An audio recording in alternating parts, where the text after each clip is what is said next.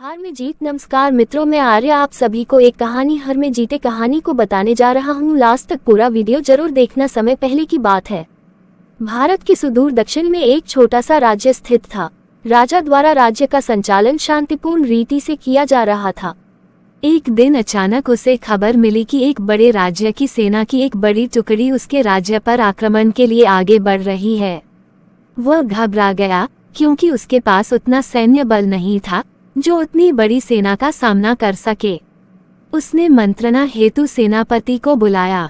सेनापति ने पहले ही हाथ खड़े कर दिए। वह बोला, महाराज, इस युद्ध में हमारी हार निश्चित है।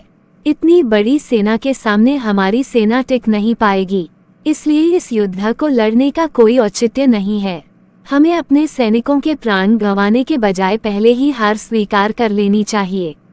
सेनापति की बात सुनकर राजा बहुत निराश हुआ। उसकी चिंता और बढ़ गई। वह समझ नहीं पा रहा था कि क्या करे और क्या न करे। अपनी चिंता से छुटकारा पाने के लिए वह राज्य के संत के पास गया। संत को उसने पूरी स्थिति से अवगत कराया और बताया कि सेनापति ने तो युद्ध के पहले ही हाथ खींच लिए हैं।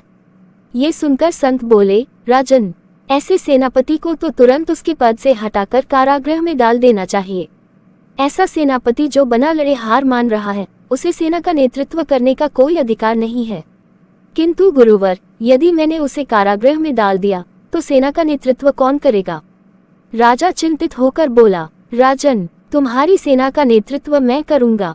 संत बोले। राजा सोच में पड़ गया कि संत युद्ध कैसे लड़ेंगे। उन्होंने तो कभी कोई युद्ध नहीं किया है।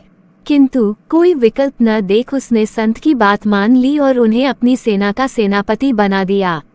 सेनापति बनने के बाद संत ने सेना की कमान संभाल ली और सेना के साथ युद्ध के लिए कूच कर दिया। रास्ते में एक मंदिर पड़ा। मंदिर के सामने संत ने सेना को रोका और सैनिकों से बोले, यहाँ कुछ देर रुको। मैं मंदिर में जाकर ईश्वर से पूछकर आता हूँ कि हमें युद्ध में विजय प्राप्त होगी या नहीं। ये सुन सैनिकों ने चकित होकर पूछा, मंदिर में तो भगवान की पत्थर की मूर्ति है, वह कैसे बोलेगी? इस पर सेना की कमान संभाल रहे संत ने कहा, मैंने अपनी सारी उम्र दैवीय शक्तियों से वार्तालाप किया है, इसलिए मैं ईश्वर से बात कर लूंगा। तुम लोग यहीं रुककर मेरी प्रतीक्षा करो। ये कहकर संत मंदिर में चले गए। कुछ देर बाद जब वे वापस लौटे तो सैनिकों ने पूछा, ईश्वर ने क्या कहा? संत ने उत्तर दिया, ईश्वर ने कहा कि यदि रात में इस मंदिर में प्रकाश दिखाई पड़े तो हमारी विजय निश्चित है। पूरी सेना रात होने की प्रतीक्षा करने लगी। रात हुई तो मंदिर में उन्हें प्रकाश दिखाई पड़ा। ये देख सेना खुशी से झूम उठी। उन्हें विश्वास हो गया कि अब वे युद्ध जीत लेंगे। उनका मनोबल बढ़ गया और वे जीत के मंसूबे से युद्ध के मैदान में पहुंचे। युद्ध 21 दिन चला। सैनिक जी जान से लड़े।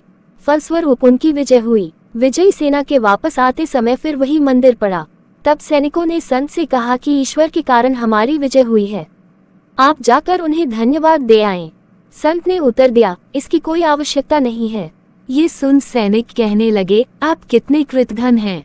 जिस ईश्वर ने मंदिर में रोशनी कर हमें जीत दिलाई, आप उनका धन्यवाद भी नहीं कर रहे।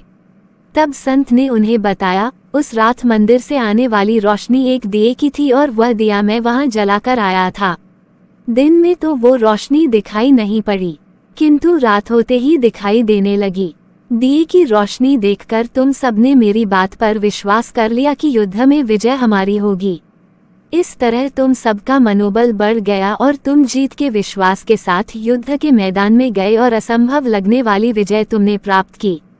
सीख 1, खुद पर विश्वास रखें और परिश्रम करते रहें, विश्वास की विजय होगी। 2, हमारी सोच ही आगे चलकर वास्तविकता का रूप लेती है, इसलिए अपनी सोच पर ध्यान दें।